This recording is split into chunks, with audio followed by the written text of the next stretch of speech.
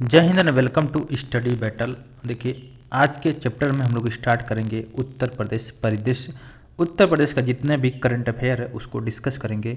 देखिए, जो upcoming exam है यूपी का, बहुत सारे एग्ज़ाम आने वाला है, जो कि अभी यूपी का लेटेस्ट एग्ज़ाम है, यूपी पीसीएस का प्री एग्ज़ाम होने वाला है।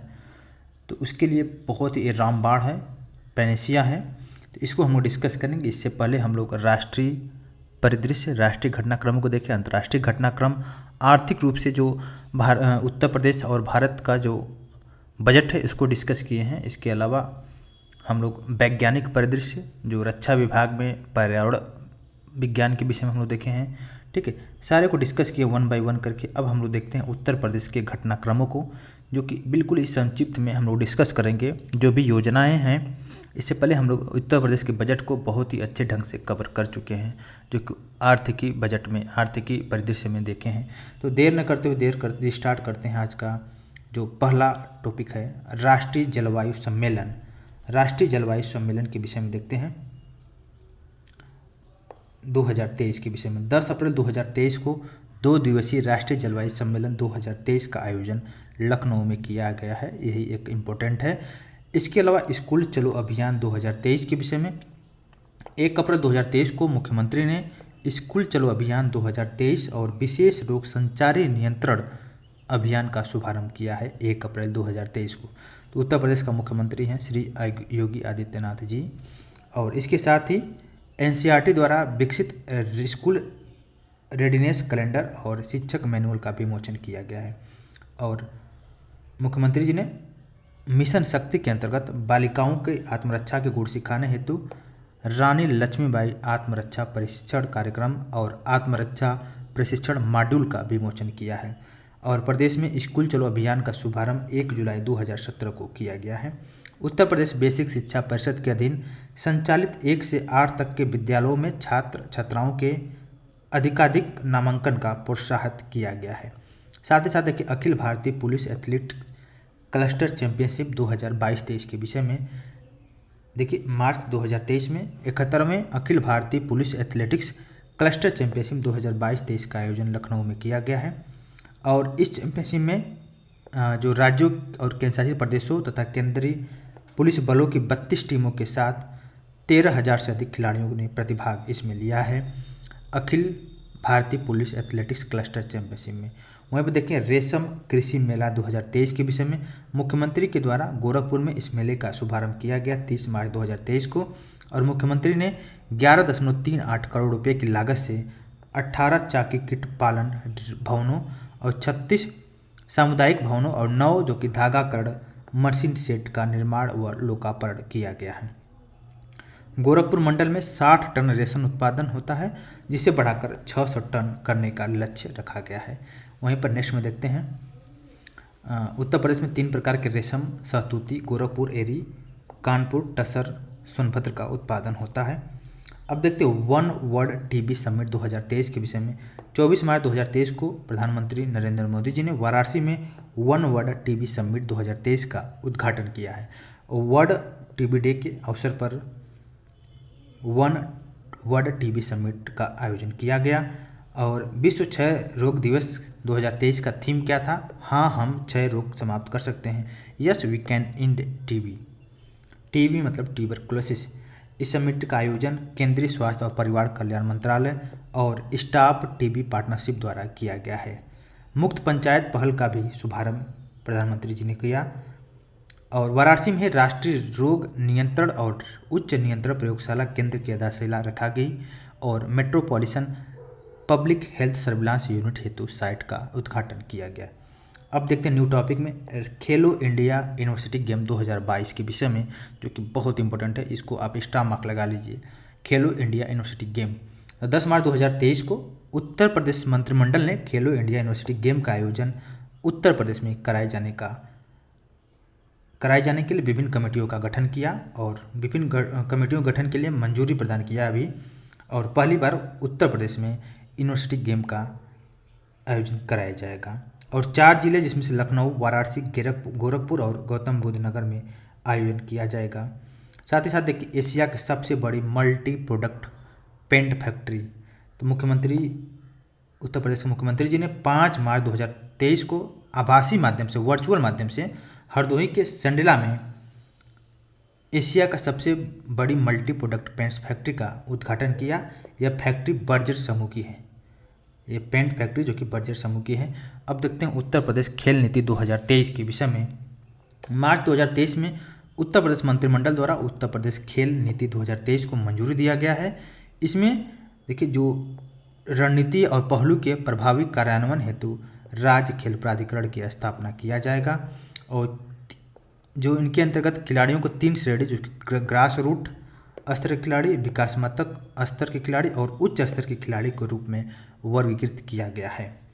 और आयुष्मान योजना के तहत खेल योजनाओं के सभी एथलीट, कोच, खेल विज्ञान कर्मचारी और उनके परिवारों को 5 लाख रुपए का कैशलेस स्वास्थ्य बीमा कवर प्रदान किया जाएगा और 10 करोड़ रुपए के प्रारंभिक कोष के साथ राज्य में खेलों के लिए उत्तर प्रदेश खेल प्राधिकरण कोष बनाया जाएगा और इस नीति में ई स्पोर्ट्स को भी शामिल किया जाएगा, ई स्पोर्ट्स।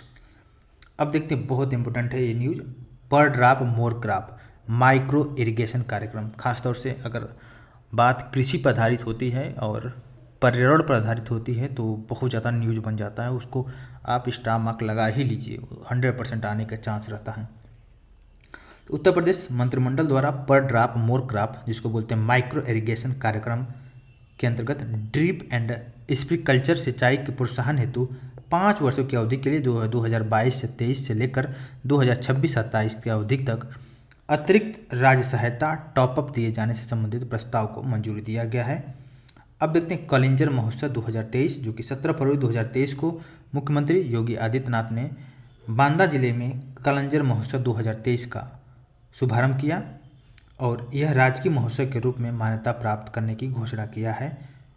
और इसके अलावा देखिए इमिलिया कोडर गांव, जो कि उत्तर प्रदेश के बलरामपुर जिले के थारू आबादी वाले गांव में राज्य का पहला आदिवासी संग्रहालय थारू जनजाति संग्रहालय बनाया गया है। थारू जनजाति की जीवंत और विधिक संस्कृति और जीवन शैली पर केंद्रित संग्रहालय 5.5 एकड़ में विस्तारित है। अब देखिए BFS global visa application centre के विषय में 4 फरवरी 2023 को मुख्यमंत्री योगी आदित्यनाथ ने लखनऊ में BFS global visa application centre का उद्घाटन किया। 10 देशों के लिए वीजा आवेदन से जुड़ी प्रक्रियाओं को पूरा करने की सुविधा उपलब्ध कराया है और इस सेंटर केंद्र द्वारा प्रारंभ में ऑस्ट्रेलिया, नीदरलैंड, चेक गणराज्य और स्विट्जरलैंड, क्रोएशिया, इसके अलावा हंगरी, पुर्तगाल, जर्मनी, इटली और सऊदी अरब की यात्रा करने से संबंधित सेवाएं प्रदान की जाएगी। अब देखिए उत्तर प्रदेश खाद्य प्रसंस्करण उद्योग नीति 2023 के संबंध में 2 फरवरी 2023 को उत्तर प्रदेश मंत्रिमंडल ने उत्तर प्रदेश खाद्य प्रसंस्करण उद्योग नीति 2022 को प्रख्यापित किया और आने वाले 5 वर्षों और नई नीति आने तक संपूर्ण प्रदेश में यह योजना प्रभावी रहेगी, यह नीति प्रभावी रहेगा। इसका मेन उद्देश्य यही है कि कृषि उपज के प्रसंस्करण में बढ़ोतरी करना और अन्य राज्यों और देशों में प्रसंस्कृत खाद्य पदार्थों के निर्यात को प्रोत्साहित करना। साथ ही साथ जो खाद्य प्रसंस्करण उद्योग की स्थापना के संबंध में जो मशीनरी हैं, संयंत्र हैं, तकनीकी हैं, इस पर किए गए कार्य का कुल मिलाकर 35% व्यय, जो कि पूंजीगत अनुमात लगभग 5 करोड़ रुपये दिया जाएगा। देखिए नेक्स्ट योजना को देखते हैं। नेक्स्ट जो न्यूज़ है, मुख्यमंत्री योगी आदित्यनाथ के नाम पर सबसे लंबे समय तक मुख्यमंत्री, उत्तर प्रदेश का मुख्यमंत्री बने रहने का रिकॉर्ड है। लंबे समय तक मतलब लगातार, ठीक है, कंटिन्यूअस। तो देखिए फरवरी 2023 में मुख्यमंत्री योगी आदित्यनाथ ने सबसे लंबे समय तक मुख्यमंत्री बनने का रिकॉर्ड दर्ज किया है। योगी आदित्यनाथ ने ऐसे मुख्यमंत्री जो लगातार 5 वर्ष 347 दिन से इस पद पर बने हुए हैं। इससे पहले कांग्रेस के डॉक्टर संपूर्णानंद 5 वर्ष 345 दिन लगातार मुख्यमंत्री रहे थे। श्रेयस हरीश के बारे में देखते हैं, ये न्यूज में रहे हैं। प्रधानमंत्री नरेंद्र मोदी ने लखनऊ में आयोजित उत्तर प्रदेश वैश्विक निवेशक सम्मेलन 2023 के दौरान सबसे युवा motor bike racer Shreyas Harish को सम्मानित किया। यह बेंगलुरु निवासी श्रेयस हरीश विश्व रेस में क्वालिफाई करने वाला पहला भारतीय है। नेक्स्ट देखिए क्लासिनको AK-203 असॉल्ट राइफल, जो कि इसके विषय में डिस्कस करेंगे। ये Indo Russian assault private limited company द्वारा इसका उत्पादन किया जा रहा है, तो भारत और रसिया के संयुक्त उपक्रम के द्वारा। और अमेठी में स्थित कोरबा आयुध फैक्ट्री में क्लानिको AK-203 असॉल्ट राइफल का उत्पादन प्रारंभ हो गया है। और अमेठी के मुंशीगंज में असॉल्ट राइफल की यूनिट का शिलान्यास प्रधानमंत्री नरेंद्र मोदी ने 3 मार्च 2019 को किया। साथ ही साथ देखिए गणतंत्र दिवस 2023 में उत्तर प्रदेश की झांकी के विषय में देखते हैं। 30 जनवरी 2023 को रक्षा मंत्रालय द्वारा गणतंत्र दिवस 2023 की सर्वश्रेष्ठ झांकी और सर्वश्रेष्ठ मार्चिंग टुकड़ियों के परिणाम घोषित किए गए हैं। और उत्तर प्रदेश के अयोध्या दीपोत्सव विषय पर आधारित झांकी को तीसरा स्थान प्राप्त हुआ है। और उत्तर प्रदेश की एक जिला एक उत्पाद और काशी विश्वनाथ धाम विषय पर आधारित झांकी को प्रथम स्थान प्राप्त हुआ है। अब देखते हैं राष्ट्रमंडल खेल 2022 के पदक विजेता और प्रतिभागी 36वें राष्ट्रीय खेल में प्रदेश के पदक विजेता खिलाड़ी सम्मानित के विषय में, इसको देखते हैं जो कि न्यूज में रहा है। देखिए 26 जनवरी 2023 को उत्तर प्रदेश के राज्यपाल आनंदीबेन पटेल और मुख्यमंत्री योगी आदित्यनाथ ने उत्तर प्रदेश दिवस कार्यक्रम श्रृंखला के क्रम में राष्ट्रमंडल खेल 2022 के राज्य के पदक विजेताओं और प्रतिभागी जो 14 खिलाड़ियों को कुल मिलाकर 5 करोड़ 30 लाख रुपए की पुरस्कार राशि और चिन्ह दिया गया। राष्ट्रमंडल खेल 2022 में प्रदेश की प्रियंका गोस्वामी, मेघना सिंह क्रिकेट, उदीप्ति शर्मा क्रिकेटर हैं, ललित कुमार उपाध्याय हॉकी रजत पदक जीता था इनको। साथ ही साथ अन्नू रानी जो कि एथलेटिक्स, दिव्या काकरान कुश्ती से संबंधित है, विजय कुमार यादव जूडो से, वहीं वंदना कटारिया हॉकी से कांस्य पदक जीता था। इस अवसर पर 36वें राष्ट्रीय खेल के प्रदेश के जो पदक विजेता 66 खिलाड़ियों को कुल मिलाकर 2,58,50,000 रुपये के पुरस्कार प्रदान किया गया। और गुजरात में आयोजित 36वें राष्ट्रीय खेल के उत्तर प्रदेश के खिलाड़ियों ने 18 खेलों में कुल मिलाकर 56 पदक और 18 रजत पदक और 18 कांस्य पदक जीते हैं। और उत्तर प्रदेश का स्थान 8वें स्थान पर रहा है 36वें राष्ट्रीय खेल में। वहीं पर राष्ट्रमंडल खेल और विश्व चैंपियनशिप में स्वर्ण पदक विजेता 1.5 करोड़ रुपये, वहीं पर रजत विजेता को 75 लाख रुपये और कांस्य पदक विजेता को 50 लाख रुपये की पुरस्कार राशि प्रदान की जाती है राज्य सरकार के द्वारा। अब देखते हैं पद्म पुरस्कार 2023 में उत्तर प्रदेश का स्थान को देखते हैं। तो इसमें देखिए पद्म विभूषण पुरस्कार दिया गया है मुलायम सिंह यादव मरणोपरांत, जो कि सार्वजनिक मामले में इनको दिया गया। वहीं पर पद्मश्री राधा चरण गुप्ता जो कि साहित्य और शिक्षा के क्षेत्र में, दिलशाद हुसैन कला के क्षेत्र में, अरविंद कुमार को जो कि विज्ञान और इंजीनियरिंग क्षेत्र में, उमाशंकर पांडे को सामाजिक कार्य में, मनोरंजन साहू को चिकित्सा क्षेत्र में, ऋत्विक सान्याल को कला क्षेत्र में, विश्वनाथ प्रसाद तिवारी साहित्य और शिक्षा क्षेत्र में इनको दिया गया है। इसके अलावा उत्तर प्रदेश मिलेट्स कदन पुनरुद्धार कार्यक्रम के विषय में देखते हैं। 28 जनवरी 2023 को उत्तर प्रदेश मंत्रिमंडल ने प्रदेश में मिलेट्स ज्वार, बाजरा, कोदो, सांवा, रागी, मड़ुआ आदि की खेती में प्रसंस्करण उपयोग को बढ़ावा देने हेतु राज्य सरकार द्वारा उत्तर प्रदेश मिलेट्स पुनरुद्धार कार्यक्रम के संचालन के प्रस्ताव को मंजूरी प्रदान किया गया है। और इस योजना को क्रमशः वर्ष 2023 1 जनवरी 2023 से वर्ष 2027 तक संचालित किया जाना प्रस्तावित है। और 5 वर्षों की अवधि में अनुमानित आकलन या आकलित व्यय लगभग 186 करोड़ रुपये है और 75 जिले इसमें कार्यान्वित हैं। इसके अलावा देखिए लक्ष्मण पुरस्कार, रानी लक्ष्मीबाई पुरस्कार 2020-21 और 2021-22 के विषय में देखते हैं।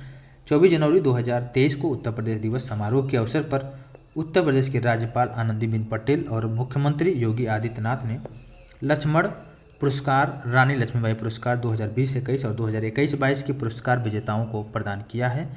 तो इसमें देखते हैं 12 खिलाड़ियों को सम्मानित किया गया है लक्ष्मण पुरस्कार और रानी लक्ष्मीबाई पुरस्कार से। तो रानी लक्ष्मीबाई पुरस्कार दिया गया है नेहा कश्यप को, और जो कि उसिक खिलाड़ी हैं। वहीं पर ज्योति शुक्ला हैंडबॉल की खिलाड़ी में। लक्ष्मण पुरस्कार दिया गया राहुल सिंह जो कि हॉकी से संबंधित है, मोहित यादव कुश्ती से, जनार्दन सिंह यादव कुश्ती से संबंधित है, जिनको लक्ष्मण पुरस्कार 2020-21 दिया गया है। वहीं पर रानी लक्ष्मीबाई पुरस्कार तरुणा शर्मा जो कि जूडो से संबंधित है, मनीषा भाटी उसी से संबंधित हैं। लक्ष्मण पुरस्कार 2021-22 के विषय में देखिए तो मोहम्मद आरिफ हॉकी से संबंधित है, राधे श्याम सिंह जो कि एथलेटिक्स से संबंधित हैं, और सुहास LY जो कि बैडमिंटन दिव्यांगजन वर्ग से संबंधित है, दीपेंद्र सिंह दिव्यांगजन वर्ग और विवेक चिकारा जो कि पैरा तीरंदाजी से संबंधित हैं। रन फॉर G20 वाकथान के विषय में देखते हैं। 21 जनवरी 2023 को उत्तर प्रदेश के 4 शहर लखनऊ, आगरा, नोएडा, वाराणसी में रन फॉर G20 वाकथान का आयोजन किया गया है और 11 बैठकें उत्तर प्रदेश में आयोजित की जाएगी और लखनऊ, वाराणसी, आगरा और गौतम बुद्ध नगर में इस बैठक का आयोजन किया गया। साथ ही साथ देखते हैं आरोहिणी पहल प्रशिक्षण कार्यक्रम के विषय में। आरोहिणी पहल प्रशिक्षण कार्यक्रम जो कि जनवरी 2023 में उत्तर प्रदेश सरकार ने राज्य के सभी 746 कस्तूरबा गांधी बालिका विद्यालय में लड़कियों की सुरक्षा के लिए आरोहिणी पहल कार्यक्रम शुरू किया है। इस अभियान का उद्देश्य एक लड़कियों को अपने अधिकार के लिए आवाज़ उठाने में सक्षम बनाना और आरोहिणी कार्यक्रम 3 चरणों में लागू होगा। पहले चरण में शिक्षकों को प्रशिक्षण किया जाएगा और प्रशिक्षण प्राप्त करने के बाद जो प्रत्येक कस्तूरबा गांधी स्कूल के 2 शिक्षकों छात्राओं को शिक्षित करेंगे। साथ ही साथ तीसरे चरण में जो सामुदायिक स्तर पर अभियान संचालित किया जाएगा। जो नेक्स्ट न्यूज है उत्तर प्रदेश दिवस समारोह के विषय में है। 24 जनवरी 2023 को राज्यपाल आनंदीबेन पटेल और मुख्यमंत्री योगी आदित्यनाथ ने उत्तर प्रदेश के राज्य के जो 74वां स्थापना दिवस पर 6ठे उत्तर प्रदेश दिवस समारोह का लखनऊ में शुभारंभ किया है। तो उत्तर प्रदेश का जो स्थापना दिवस है 24 जनवरी 2023 को मनाया जाता है हर वर्ष और इस साल 24 जनवरी 2023 को मनाया गया है और मुख्य विषय था निवेश और रोजगार। और पहली बार उत्तर प्रदेश दिवस का आयोजन 2018 में किया गया था और वहीं पर 24 जनवरी 1950 को तत्कालीन यूनाइटेड प्रोविंस का नाम बदलकर उत्तर प्रदेश किया गया था 24 जनवरी 1950 को। तो समझ सकते हैं कि 74वें स्थापना दिवस है। उसके पहले था यूनाइटेड प्रोविंस नाम था उत्तर प्रदेश का। देखिए सांसद खेल महाकुंभ के विषय में 18 जनवरी 2023 को प्रधानमंत्री नरेंद्र मोदी जी ने वीडियो कॉन्फ्रेंसिंग के माध्यम से सांसद खेल महाकुंभ 2022-23 के दूसरे चरण का उद्घाटन किया है। इसका आयोजन बस्ती जिले के सांसद के द्वारा किया गया और सांसद खेल महाकुंभ का समापन 28 जनवरी 2023 को हुआ। पहला चरण 10 से लेकर 16 दिसंबर तक आयोजित हुआ था। डिजिटल इंडिया अवार्ड्स 2022 जो कि प्लेटिनम के विषय में देखते हैं। मुख्यमंत्री योगी आदित्यनाथ ने 7 जनवरी 2023 को जो भूतत्व और खनिकर्म विभाग का सचिव हैं डॉक्टर रोशन जैकब ने डिजिटल इंडिया अवार्ड्स के तहत प्रदेश के माइंड मित्रा पोर्टल को प्रदान किया गया है। प्लेटिनम अवार्ड सौंपा गया है इनको और माइंड मित्रा पोर्टल को digital initiative for ease of doing business के अंतर्गत प्लेटिनम अवार्ड प्रदान किया गया है। साथ ही साथ देखते हैं इसमें नेक्स्ट देखते हैं जिला जेल बुलंदशहर के विषय में। न्यूज में क्यों रहा है क्योंकि उत्तर प्रदेश में स्थित इस जेल को भारतीय खाद्य सुरक्षा मानक प्राधिकरण FSSAI के द्वारा कैदियों को दिए जाने वाला जो भोजन की गुणवत्ता है ease of right campus tag के साथ 5 स्टार रेटिंग प्रदान किया गया जो कि दिसंबर 2022 का मतलब जेल में भी बंद रहने के बाद भी 5 स्टार भोजन जो कि क्वालिटी है उसको बिल्कुल ही एक ग्रेड की क्वालिटी है। यह जेल सम्मान पाने वाला उत्तर प्रदेश का दूसरा जेल है। इससे पहले फर्रुखाबाद जिले में स्थित फतेहगढ़ सेंट्रल जेल को 5 स्टार रेटिंग प्रदान किया जा चुका है सितंबर 2022 में और इसको दिसंबर 2022 में 5 स्टार रेटिंग प्रदान किया गया है जो जेल में बंद कैदियों के भोजन को देखा गया है। इसके अलावा देखिए 6वीं एलिट महिला राष्ट्रीय मुक्केबाजी चैंपियनशिप 2022 के विषय में देखिए 19 से लेकर 26 दिसंबर 2022 के मध्य तात्या टोपे स्टेडियम भोपाल में आयोजन किया गया एलिट महिला राष्ट्रीय मुक्केबाजी चैंपियनशिप। इसमें कुल 3 पदक उत्तर प्रदेश ने जीता और 16 अंक के साथ 9वां स्थान था उत्तर प्रदेश का। वहीं पर देखिए क्षेत्रीय सांस्कृतिक केंद्र के विषय में हाल में ही भारत सरकार ने प्रयागराज, पटियाला, नागपुर, उदयपुर, कोलकाता, दीमापुर, तंजावुर में क्षेत्रीय सांस्कृतिक केंद्र JCC का स्थापना किया। सानिया मिर्जा देखिए हाल में न्यूज रहा भारतीय वायुसेना में फाइटर पायलट बनने हेतु चुनी जाने वाली देश की पहली मुस्लिम महिला बनी है सानिया मिर्जा। ये मिर्ज़ापुर ज़िले की रहने वाली है। ठीक है, तो सानिया मिर्जा जो बैडमिंटन खिलाड़ी है उनकी बात नहीं हो रही है, थोड़ा सा इसमें कन्फ्यूजन नहीं होना चाहिए। खासतौर से जो ये है भारतीय वायुसेना में फाइटर पायलट बनने हेतु चुनी जाने वाली पहली मुस्लिम महिला बनी है, मिर्ज़ापुर ज़िले की रहने वाली है। अब देखते हैं उत्तर प्रदेश में स्थानीय निकाय चुनाव में बहुत ज़्यादा न्यूज में रहा है, तो इससे 100% मान सकते हैं न्यूज में जो चीज़ रहता है उससे क्वेश्चन बनने की संभावना रहती है। तो देखिए न्यूज़ में तो सभी है, लेकिन एक कुछ ज़्यादा ही न्यूज़ में रहा है क्योंकि सुप्रीम कोर्ट हाई कोर्ट में मामला चला गया है। तो चुनाव में ओबीसी आरक्षण हेतु आयोग के विषय में देखते हैं। उत्तर प्रदेश द्वारा गठित 5 सदस्यीय आयोग ने 28 दिसंबर 2022 को, इसमें 5 सदस्यीय आयोग में कौन कौन थे? सेवानिवृत्त न्यायाधीश न्यायमूर्ति राम अवतार सिंह इस आयोग की अध्यक्षता करेंगे।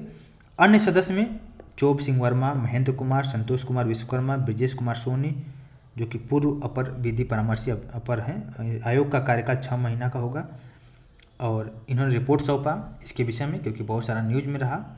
तभी हाल में अभी देखिए इस समय जैसे आज के न्यूज़ में अगर देखा जाए तो अभी निकाय चुनाव आरंभ हो गया है। 4 मई को पहला डेट है, जबकि हम रिकॉर्ड कर रहे हैं 2 मई को। ई सुरक्षित अस्पताल प्रबंधन सूचना प्रणाली के विषय में देखते हैं। 26 दिसंबर 2022 को उत्तर प्रदेश के उप मुख्यमंत्री ब्रजेश पाठक और चिकित्सा शिक्षा और राज्य मंत्री मणकेश्वर शरण सिंह के द्वारा शुभारंभ किया गया ई सुश्रुत अस्पताल सूचना प्रणाली के विषय में देखते हैं। इसके अलावा इसमें और भी न्यूज़ों को देखते हैं। इसमें देखिए यह पहला राज्य चिकित्सा शिक्षा विभाग द्वारा centre for development and advance computing के सहयोग से शुरू किया गया। इसके माध्यम से रोगी पंजीकरण, प्रवेश, डिस्चार्ज, एम्बुलेंस, भोजन, दवाएं, विवरण और डॉक्टरों की उपलब्धता जैसे सुविधाएं जो कि ऑनलाइन होगी। अब देखते हैं भारतीय ऐतिहासिक अभिलेख समिति के विषय में। भारतीय ऐतिहासिक अभिलेख समिति का 63वां सत्र जो कि 18 से 19 दिसंबर 2022 को उत्तर प्रदेश राज्य अभिलेखागार लखनऊ में आयोजित हुआ और IHRC की स्थापना 1919 में अभिलेखों के प्रबंधन और ऐतिहासिक अनुसंधान के लिए उनके उपयोग से जुड़े मुद्दे पर भारत सरकार को सलाह देने के लिए किया गया था। वहीं पर Uttar Pradesh where housing and logistic नीति 2022 के विषय में देखते हैं। दिसंबर 2022 में उत्तर प्रदेश मंत्रिमंडल ने Uttar Pradesh where housing and logistic नीति 2022 को मंजूरी प्रदान किया है। इस नीति का प्रभावी अवधि आगामी 5 वर्षों का है और Uttar Pradesh where housing and logistic नीति 2018 जो कि निरसित हो जाएगी। वहीं पर उत्तर प्रदेश 2022 की नीति का उद्देश्य यही है सुदृढ़ परिवहन अवस्थापना नेटवर्क का सृजन करना, विद्यमान वेयर हाउसिंग एंड लॉजिस्टिक बुनियादी ढांचा को उन्नयन और सुधार करना, वहीं पर लॉजिस्टिक सुविधाओं की स्थापना में निजी निवेश को आकर्षित करना और स्मार्ट लॉजिस्टिक कार्यप्रणालियों की स्थापना करना। एक जिला एक खेल के विषय में देखते हैं। दिसंबर 2022 में उत्तर प्रदेश में खेल को बढ़ावा देने के लिए एक जिला एक खेल जिसे का आयोजन किया गया। इससे पहले 1 डिस्ट्रिक्ट 1 प्रोडक्ट था। इसी तरह एक जिला एक खेल मतलब 1 डिस्ट्रिक्ट 1 स्पोर्ट्स को योजना को शुरुआत किया गया है। शुरुआत में 10 जिलों को इस योजना में शामिल करने का बदलाव किया गया है। इसमें देखिए मथुरा में जूडो के स्थान पर कुश्ती होगा, वहीं पर बलिया, अंबेडकर नगर, कानपुर देहात, फतेहपुर में बैडमिंटन के स्थान पर एथलेटिक्स को दिया गया है तवज्जो और इसी तरह श्रावस्ती में बैडमिंटन के स्थान पर कबड्डी को तवज्जो दिया गया है। और भी देखते हैं झांसी में बैडमिंटन के स्थान पर हॉकी, झांसी, गोंडा और लखीमपुर खीरी में हॉकी को दिया गया। वहीं पर बहराइच में बैडमिंटन के स्थान पर फुटबॉल को तवज्जो दिया गया है। वहीं पर देखिए खेल से संबंधित अन्य जिलों को देखिए कुश्ती जो कि आप जो ईस्टर्न यूपी है खासतौर से वाराणसी का रेंज, वाराणसी, गोरखपुर, चंदौली, बागपत, आजमगढ़, देवरिया, महाराजगंज, यहाँ पे कुश्ती के लिए बहुत ज़्यादा न्यूज में रहता है। वैसे कुश्ती यहाँ पे बहुत ज़्यादा होती भी है और पहलवान मोस्टली जो होते हैं रेसलिंग टाइप जो कि वाराणसी, गोरखपुर, चंदौली, बागपत, आजमगढ़, देवरिया, महाराजगंज में होता रहा है। वहीं पे एथलेटिक्स में जो आगे है वो है मैनपुरी, फिरोजाबाद, जौनपुर, भदोही, संभल, सीतापुर, कासगंज, अयोध्या, कौशाम्बी, एटा, अमेठी, रामपुर, गाजीपुर, हापुड़, मेरठ, शामली, बलिया, मुजफ्फरनगर, ये सब जो कि एथलेटिक्स में है। हॉकी में देखिए प्रतापगढ़ है, मऊ, बरेली, लखनऊ, रायबरेली, हरदोई, फर्रुखाबाद, बलरामपुर, इटावा और गाजियाबाद हॉकी से संबंधित हैं। टेबल टेनिस में आगरा, कानपुर, बैडमिंटन में अलीगढ़, गौतम बुद्ध नगर, वेट लिफ्टिंग में मिर्ज़ापुर, बिजनौर है। वहीं पर बुलंदशहर और कुशीनगर बॉक्सिंग में, तीरंदाजी में सोनभद्र और ललितपुर है। फुटबॉल में हाथरस और तैराकी पीलीभीत, शूटिंग बांदा, कबड्डी कन्नौज, लाल टेनिस में प्रयागराज है। तो 1 डिस्ट्रिक्ट 1 स्पोर्ट्स को लॉन्च किया गया है। तो हर डिस्ट्रिक्ट के लिए एक एक स्पोर्ट्स को निर्धारित किया गया है। तो 3 हवाई अड्डों के लिए डीजी यात्रा का शुभारंभ देखते हैं। केंद्रीय नागरिक उड्डयन मंत्री ज्योतिरादित्य सिंधिया जो कि मध्य प्रदेश के हैं, इन्होंने इंदिरा गांधी अंतर्राष्ट्रीय हवाई अड्डा नई दिल्ली से शुभारंभ 1 दिसंबर 2022 को तीन हवाई अड्डों में नई दिल्ली, वाराणसी और बेंगलुरु हवाई अड्डा इसमें शामिल है। पहले चरण में 7 हवाई अड्डे पर शुरू की जाएगी, इसमें 3 पर शुरुआत हो चुकी है और 2023 तक इसे हैदराबाद, कोलकाता, पुणे और विजयवाड़ा हवाई अड्डे पर शुरू किया जाएगा। साथ ही साथ देखते हैं मातृ मृत्यु अनुपात के विषय में। 30 नवंबर 2022 को केंद्रीय स्वास्थ्य और परिवार कल्याण मंत्रालय द्वारा जारी आंकड़े के अनुसार देश में मातृ मृत्यु अनुपात, जिसको मैटरनल मोर्टेलिटी रेशियो में गिरावट दर्ज किया गया है और एम्पावर्ड एक्शन ग्रुप में शामिल किया गया है। और इसका देखते हैं 41वां रामबन मेला के विषय में। 27 नवंबर 2022 को मुख्यमंत्री योगी आदित्यनाथ ने अयोध्या में 31वें रामायण मेले का शुभारंभ किया गया है। इस मेले का समापन 30 नवंबर 2022 को किया गया है। उत्तर प्रदेश सरकार और रामायण मेला समिति के सहयोग से इस मेले का आयोजन किया जाता है। अयोध्या में रामायण मेले की शुरुआत 1982 में तत्कालीन मुख्यमंत्री श्रीपति मिश्र ने किया था। नेक्स्ट देखिए प्रयागराज, आगरा और गाजियाबाद में पुलिस कमिश्नर आयुक्त प्रणाली के विषय में देखते हैं। 25 नवंबर 2022 को उत्तर प्रदेश मंत्रिमंडल द्वारा राज्य के 3 नए जिलों में पुलिस आयुक्त प्रणाली लागू करने का निर्णय लिया गया है। उत्तर प्रदेश के 3 नए जिले प्रयागराज, गाजियाबाद और आगरा को शामिल किया। इसको हम लोग ऑलरेडी कवर कर चुके हैं वैसे। और रमित शर्मा को प्रयागराज, प्रतिंदर सिंह को आगरा और अजय कुमार मिश्र को गाजियाबाद का पुलिस कमिश्नर आयुक्त नियुक्त किया गया है। इसके अतिरिक्त देखिए आगरा, गाजियाबाद, प्रयागराज की नगरीय जनसंख्या जो कि 10 लाख से अधिक होने के कारण मंत्रिपरिषद ने 3 जनपदों को मेट्रोपॉलिटन एरिया घोषित किए जाने का प्रस्ताव का भी स्वीकृति प्रदान कर दिया है।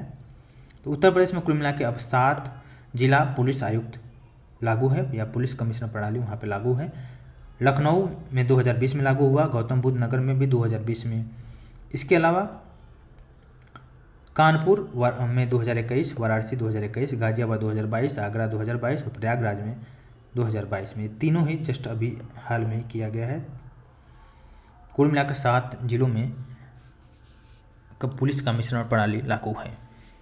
अब देखते हैं मुख्यमंत्री बुनकर सौर ऊर्जा योजना के विषय में।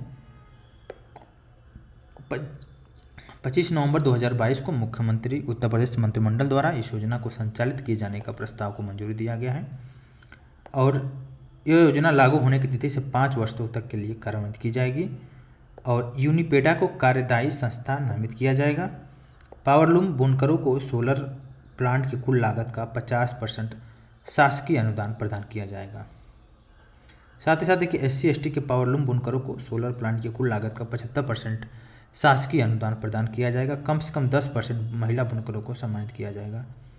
देखिए यूनेस्को इंडिया अफ्रीका हैकाथॉन के विषय में देखते हैं।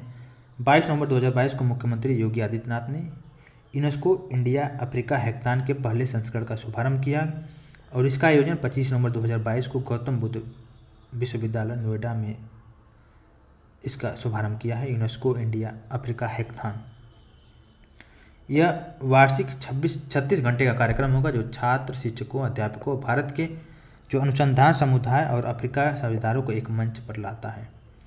देखिए बहुत इंपॉर्टेंट न्यूज़ में रहा है अभी हाल में काशी तमिल संगम, इसका आयोजन वाराणसी में किया गया। 17 नवंबर 2022 से लेकर 16 दिसंबर 2022 के बीच में इसका आयोजन किया गया है और इसका उद्घाटन प्रधानमंत्री नरेंद्र मोदी जी ने खुद किया है 19 नवंबर 2022 को। और पुस्तक तिरुकुरल का 13 भाषाओं में इसका अनुवाद के साथ विमोचन किया था और इसमें संस्कृति, कपड़ा, रेलवे, पर्यटन, खाद्य प्रसंस्करण, सूचना और प्रसारण आदि उत्तर प्रदेश सरकार के सहयोग से किया गया। साथ ही साथ कि IIT मद्रास और BHU इस कार्यक्रम के लिए कार्यान्वयन एजेंसी नामित हैं। 10 दिसंबर 2022 को रेल मंत्री अश्विनी वैष्णव और काशी तमिल संगम के आयोजन को यादगार बनाने हेतु काशी तमिल संगम एक्सप्रेस नामक एक नई ट्रेन सेवा की घोषणा किया गया। इसके बाद देखते हैं PM गति शक्ति मल्टी मॉडल जलमार्ग शिखर सम्मेलन 2022 के विषय में। 11 नवंबर 2022 के मध्य PM गति शक्ति मल्टी मॉडल जलमार्ग शिखर सम्मेलन 2022 वाराणसी उत्तर प्रदेश में आयोजित हुआ। इस सम्मेलन का आयोजन भारतीय अंतर्देशीय जलमार्ग प्राधिकरण, पत्तन, पोत परिवहन और जलमार्ग मंत्रालय द्वारा किया गया। मुख्यमंत्री योगी आदित्यनाथ ने inland waterway authority of India के फैसिलिटेशन सेंटर की वेबसाइट को लॉन्च किया है। QS एशिया यूनिवर्सिटी रैंकिंग 2023 के विषय में देखते हैं। QS एशिया रैंकिंग यूनिवर्सिटी 2023 के विषय में 8 नवंबर 2022 को इस रैंकिंग के 15वें संस्करण को जारी किया गया। उत्तर प्रदेश स्थित IIT कानपुर को इस रैंकिंग में 100वां स्थान प्राप्त है। भारतीय रैंक 6 है, एशियाई रैंक 66 है और IIT कानपुर संस्थान विश्वविद्यालय इसमें शामिल है। वहीं पर इसका स्कोर है 52.5। अब देखते हैं उत्तर प्रदेश का सौर ऊर्जा नीति के विषय में देखते हैं। उत्तर प्रदेश सौर ऊर्जा नीति को देखते हैं। देखिए, नवंबर 2022 में उत्तर प्रदेश मंत्रिमंडल द्वारा उत्तर प्रदेश सौर ऊर्जा नीति 2022 के प्रख्यापन के प्रस्ताव को स्वीकृति प्रदान किया गया है। यह नीति जारी होने की तिथि से प्रभावी होगा और 5 वर्षों की अवधि अथवा राज्य सरकार द्वारा यह नीति अधिसूचित करने की अवधि से जो भी पूर्व हो उस पर लागू होगा। इस नीति के कार्यान्वयन हेतु उत्तर प्रदेश नवीन और नवीकरणीय ऊर्जा विकास एजेंसी UPNAD को नोडल एजेंसी नामित किया गया है और इसी नीति के अंतर्गत सौर ऊर्जा संयंत्र सौर परियोजनाओं की स्थापना हेतु सरकारी उपक्रम को ₹1 प्रति एकड़ प्रति वर्ष की दर से ग्राम पंचायत और राजस्व की भूमि अदा की जाएगी। और इस नीति के तहत उत्तर प्रदेश में आगामी 5 वर्षों में 2026 से लेकर 27 तक सौर ऊर्जा परियोजनाओं में 22,000 मेगावाट विद्युत उत्पादन का लक्ष्य रखा गया है। साथ ही साथ देखते हैं इसमें सौर ऊर्जा की स्थापना से 14,000 मेगावाट सोलर रूफटॉप क्षेत्र से 4,500 मेगावाट सोलर रूफटॉप गैर आवासीय संस्थान से 1,500 मेगावाट PM कुसुम योजना घटक C1 C2 से 2,000 मेगावाट विद्युत उत्पादन का लक्ष्य शामिल है। उत्तर प्रदेश मंत्रिमंडल ने निजी आवासों पर नेट मॉनिटरिंग या मीटरिंग व्यवस्था के साथ ग्रिड संयोजित सिस्टम की स्थापना पर केंद्रीय वित्तीय सहायता के अतिरिक्त राज्य सरकार की तरफ से 15,000 करोड़ रुपये प्रति किलोवाट अधिकतम 3,000 रुपये प्रति भुगता के अनुदान की अनुमति को भी स्वीकार किया है। ठीक, अयोध्या शहर को मॉडल सौर सिटी के रूप में विकसित करने के अलावा 16 नगर निगमों को भी नोएडा और इसके अलावा नोएडा को भी सोलर सिटी के रूप में विकसित किया जाएगा और इसके रख रखाव के लिए 30,000 युवकों को सौर ऊर्जा संयंत्रों के अनुरक्षण और प्रशिक्षण दिया जाएगा। उन्हें सूर्य मित्र नाम दिया जाएगा। अब देखते हैं उत्तर प्रदेश पर्यटन नीति 2022 के विषय में। 23 नवंबर 2022 को यह नीति लागू होगा और उत्तर प्रदेश पर्यटन नीति 2028 का 18 का स्थान लेगा और यह नीति प्रभावी अवधि की नीति लागू होने की तिथि से 5 वर्षों तक होगा। 1 फरवरी 2018 के बाद पंजीकृत निर्माणाधीन अर्धनिर्मित और असंचालित इकाइयां जिन्होंने पर्यटन नीति 2018 के अंतर्गत पंजीकरण कराया है इस नीति के अंतर्गत अनुमेय लाभ के पात्र होंगे। साथ ही साथ इस नीति के तहत नए पर्यटन गंतव्य Ramayan circuit, Krishna Braj circuit, Buddhist circuit, wildlife and eco tourism circuit, Bundelkhand circuit, Mahabharat circuit और शक्तिपीठ सर्किट, इसके अलावा आध्यात्मिक सर्किट, सूफी कबीर सर्किट और जैन सर्किट, क्राफ्ट सर्किट और स्वतंत्रता संग्राम सर्किट का विकास किया जाएगा उत्तर प्रदेश पर्यटन नीति 2022 के तहत। वहीं पर देखिए उत्तर प्रदेश सूचना प्रौद्योगिकी और सूचना प्रौद्योगिकी जनित सेवा समिति 2022 के विषय में देखते हैं। नवंबर 2022 में उत्तर प्रदेश मंत्रिमंडल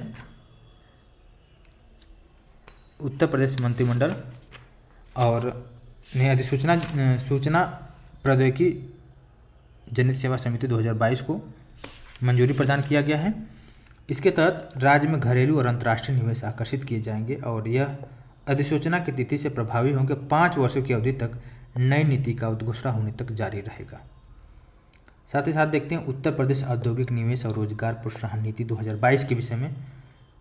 और इसमें देखिए उत्तर प्रदेश औद्योगिक निवेश और रोजगार प्रोत्साहन नीति 2022 को अनुमोदित किया जाएगा और इस नीति का प्रभावी अवधि अधिसूचित होने की तिथि से 5 वर्ष होगा। इस नीति के अंतर्गत राज्यों में एक्सप्रेस वेज फ्रंट कॉरिडोर्स के किनारे लैंड बैंक और एकीकृत मैन्युफैक्चरिंग क्लस्टर विकसित किए जाएंगे और इस नीति में वित्तीय प्रोत्साहन, उपादान रियायतों के संबंध में स्टाम्प शुल्क में छूट की व्यवस्था की गई है। इसके तहत भूमि के क्रय पर राज्य बुंदेलखंड, पूर्वांचल में 100%, मध्यांचल, पश्चिमांचल जो कि गौतम बुद्ध और गाजियाबाद जिले को छोड़कर क्षेत्र में 75% स्टाम्प शुल्क में छूट दिया जाएगा और स्टाम्प शुल्क में 50% की छूट दी जाएगी गौतम बुद्ध नगर और गाजियाबाद जिले में। वहीं पर देखिए 7वां भारत जल सप्ताह को देखते हैं। 1 नवंबर 2022 को राष्ट्रपति द्रौपदी मुर्मू ने गौतम बुद्ध नगर के India expo mart greater Noida में 7वें भारत जल सप्ताह का उद्घाटन किया। 5 नवंबर 2022 को समापन हुआ और 7वें जल सप्ताह का विषय था टिकाऊ विकास और समानता के लिए जल सुरक्षा। इस कार्यक्रम के डेनमार्क, सिंगापुर, फिनलैंड भागीदार देश हैं। वहीं पर देखते हैं उत्तर प्रदेश डेयरी विकास और दुग्ध उत्पादन संवर्धन नीति 2022 के विषय में, और यह नीति अधिसूचना जारी होने की तिथि से 5 वर्षों तक प्रभावी रहेगा और इसका उद्देश्य निवेशकों की सुविधा के लिए प्रक्रियाओं सरलीकरण और राज्य में दूध आधारित उद्योगों की स्थापना को प्रोत्साहित करना। 5 वर्षों में 5,000 करोड़ रुपए के पूंजी निवेश का लक्ष्य रखा गया है। वहीं पर पहली बार सरकार ने 7.5 करोड़ रुपए की छूट देगा, जो कि पशु आहार निर्माणशाला पर। इसके अलावा नेक्स्ट न्यूज देखते हैं, योट्टा डाटा सेंटर, जो कि बहुत ज़्यादा न्यूज में रहा है। ये 31 अक्टूबर 2022 को मुख्यमंत्री आदित्यनाथ ने गौतम बुद्ध के नॉलेज पार्क ग्रेटर नोएडा में डेटा सेंटर का निर्माण किया है। इसका नाम है Yotta data centre. Uttar Pradesh का पहला हाइपर स्किल डेटा सेंटर है और इस सेंटर का बनाया है हीरानंदी ग्रुप द्वारा बनाया गया। एशिया का पैथोजेन रिडक्शन मशीन के विषय में देखते हैं। 27 अक्टूबर 2022 को मुख्यमंत्री आदित्यनाथ ने लखनऊ में स्थित किंग जॉर्ज चिकित्सा विश्वविद्यालय में थोरेसिक सर्जरी विभाग व वैस्कुलर सर्जरी विभाग और ट्रांसफ्यूजन मेडिसिन विभाग में एशिया के पहला पैथोजन रिडक्शन मशीन का लोकार्पण किया है। और इस मशीन से प्लेटलेट्स और प्लाज्मा में प्रारंभिक दौर में हुए किसी भी प्रकार के संक्रमण को समाप्त किया जा सकता है, जो अंग प्रत्यारोपण अथवा कमजोर इम्यूनिटी वाले मरीजों के लिए बहुत लाभदायक साबित होगा। वहीं पर देखते हैं दीपोत्सव 2022 के विषय में।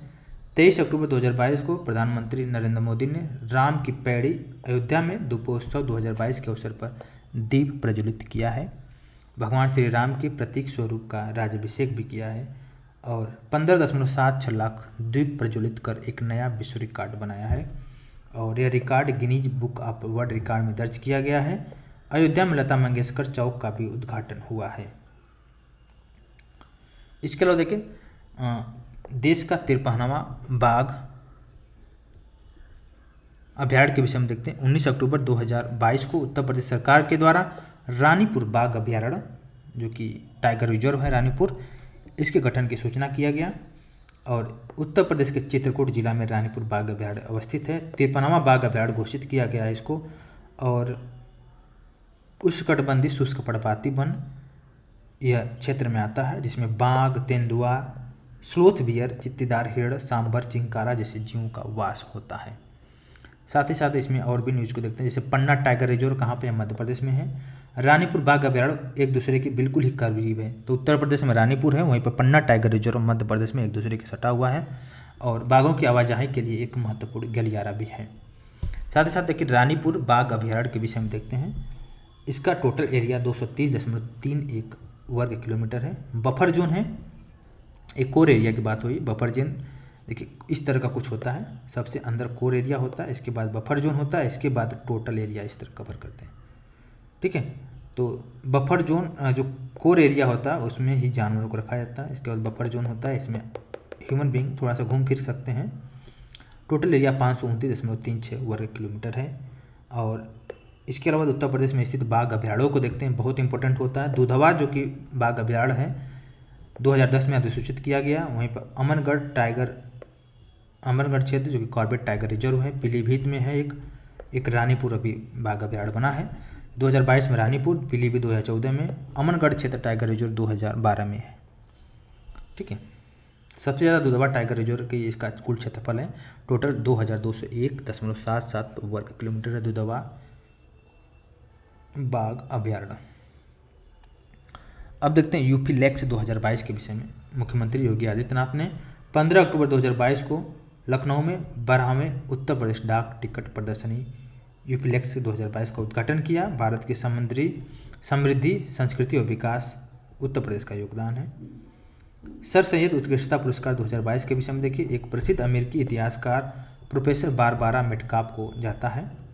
और पब्लिक अफेयर 2022 को विषय में देखते हैं, 14 अक्टूबर 2022 को इस इंडेक्स के 7वें वार्षिक संस्करण को प्रकाशित किया है और उत्तर प्रदेश को बड़े राज्यों के श्रेणी के तहत इसमें शामिल किया गया है पब्लिक अफेयर इंडेक्स में।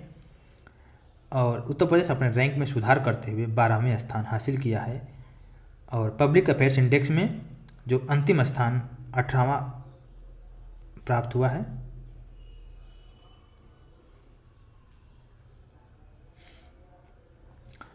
मतलब 2021 में 18वां स्थान था, अभी सुधार करते हुए 12वें स्थान पर है। तीनों विषयों के तहत उत्तर प्रदेश का प्रदर्शन के विषय में देखते हैं। आर्थिक विभाग में जो रैंक आर्थिक न्याय में 11वां है, राजनीतिक में 5 और सामाजिक में 13, ओवरऑल देखा जाए तो 12 रैंक है। लीड्स 2022 के विषय में देखते हैं। लीड्स 2022 13 अक्टूबर 2022 को केंद्रीय वाणिज्य और उद्योग मंत्रालय ने लीड्स 2022 सर्वेक्षण रिपोर्ट का चौथा संस्करण को जारी किया है। उत्तर प्रदेश को लैंडलॉक राज्य में वर्गीकृत किया है, वहीं पर उत्तर प्रदेश को अचीवर ग्रेड में समूहबद्ध किया है। वहीं पर उत्तर प्रदेश इलेक्ट्रिक वाहन नीति 2022 के विषय में देखते हैं। 13 अक्टूबर 2022 को उत्तर प्रदेश राज्य मंत्रिमंडल ने नई इलेक्ट्रिक वाहन विनिर्माण गतिशीलता नीति 2022 को मंजूरी प्रदान किया गया है और उत्तर प्रदेश को इलेक्ट्रिक वाहनों को अपनाने में देश के अग्रणी राज्य में स्थापित करना है। अगले 5 वर्ष के लिए प्रभावी होगा यह नीति, और यह नीति त्रिआयामी प्रोत्साहन व्यवस्था प्रदान करती है, जिसमें निर्माता उपभोक्ता बैटरी से संबंधित सुविधाएं प्रदान करने हेतु सेवा प्रदाता है। इसमें देखिए इलेक्ट्रिक वाहनों पर 100% रोड टैक्स और पंजीकरण शुल्क से छूट प्रदान की जाएगी। इलेक्ट्रिक व्हीकल की खरीद और पंजीकरण पर रोड टैक्स और पंजीकरण शुल्क में 100% की छूट चौथे और 5वें वर्ष भी जारी रहेगा।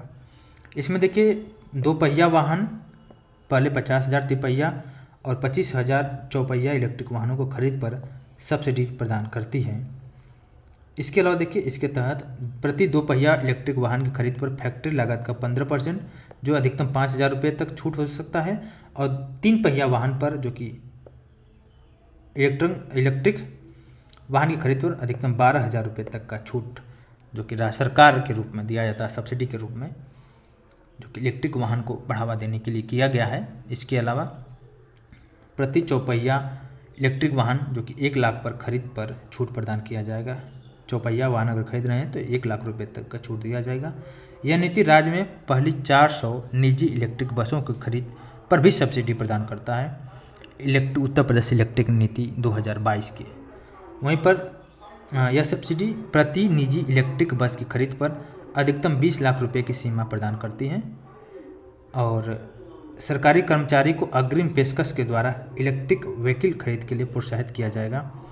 और राज्य में पहले 2000 चार्जिंग सुविधा विकसित करने वाले सेवा प्रदाताओं को प्रति परियोजनाओं अधिकतम 10 लाख रुपये तक की सब्सिडी प्रदान का प्रावधान किया गया है। और 1000 स्वैपिंग स्टेशन की सुविधा विकसित करने की सेवा प्रदाताओं को प्रति स्वैपिंग स्टेशन में 5 लाख रुपये तक का पूंजी सब्सिडी देने का प्रावधान है। वहीं पर देखिए प्रथम 5 मेगा इलेक्ट्रिक व्हीकल परियोजनाओं तथा प्रथम 5 बैटरी परियोजनाओं को उनकी अर्य स्थिर पूंजी निवेश एलिजिबल फिक्स कैपिटल इन्वेस्टमेंट के 20% की दर से सब्सिडी प्रदान किया जाएगा, जो प्रति परियोजना अधिकतम 500 करोड़ रुपया होगा। इसके अलावा देखिए उत्तर प्रदेश वस्त्र और परिधान नीति 2022 के विषय में 13 अक्टूबर 2022 को उत्तर प्रदेश सरकार ने उत्तर प्रदेश वस्त्र और परिधान नीति 2022 को मंजूरी दिया है, और अगले 5 वर्षों के लिए प्रभावी होगा उत्तर प्रदेश वस्त्र परिधान नीति 2022। और वैश्विक स्तर पर परिधान के निर्माण के रूप में स्थापना किया जाएगा। कपड़ा उद्योग से संबंधित सभी प्रकार की इकाई, हथकरघा, पावरलूम, कताई, बुनाई, प्रसंस्करण और परिधान तथा सतत विकास करना होगा।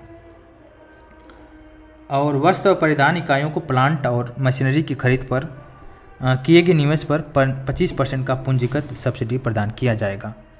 ठीक है। इसके अलावा अधिकतम 100 करोड़ रुपए तक का यूनिट सब्सिडी के अधिकतम होगा। अब देखते हैं उत्तर प्रदेश राज्य जैव ऊर्जा नीति 2022 के विषय में देखते हैं। देखिए उत्तर प्रदेश मंत्रिमंडल ने राज्य जैव ऊर्जा नीति 2022 को भी स्वीकृति प्रदान किया गया। अब अधिकतम 5 वर्ष तक लागू होगा और कंप्रेस बायोगैस उत्पादन पर 75 लाख रुपये प्रति टन की दर से 20 करोड़ रुपए तक का सब्सिडी प्रदान किया जाएगा, जो कि उत्तर प्रदेश जैव ऊर्जा नीति। तो उत्तर प्रदेश इलेक्ट्रिक वाहन नीति कितना ज़बरदस्त योजना थी। उत्तर प्रदेश परिवहन, उत्तर प्रदेश वस्त्र और परिधान नीति, अब उत्तर प्रदेश जैव ऊर्जा नीति को देख रहे हैं हम लोग। इसमें और भी पॉइंट है, इसको देखते हैं। इसमें बस इतना ही है। अब इसमें देखते हैं मर्यादा मूर्ति के विषय में, देखते हैं मर्यादा मूर्ति के विषय में। तो 12 अक्टूबर 2022 को मुख्यमंत्री योगी आदित्य ने अयोध्या में यदुगिरी यतिराज मठ में स्वामी रामानुजाचार्य की प्रतिमा स्टैचू ऑफ डिग्निटी मर्यादा मूर्ति का अनावरण किया है। मुलायम सिंह यादव जी के विषय में देखते हैं। हाल में ही इनका उत्तर प्रदेश के पूर्व मुख्यमंत्री रहे हैं और समाजवादी पार्टी के संस्थापक, उनका निधन हो गया 10 अक्टूबर 2022 को।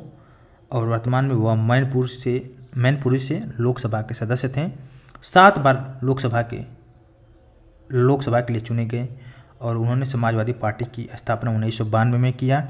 3 बार मुख्यमंत्री रह चुके हैं, 1989 से 1991 में, 1993 से 1995 और 2003 से 2007 तक उत्तर प्रदेश के मुख्यमंत्री रहे हैं। वहीं पर 1996 से 1998 के मध्य वह तत्कालीन प्रधानमंत्री HD देवेगौड़ा और IK गुजराल की कैबिनेट में रक्षा मंत्री भी रहे हैं।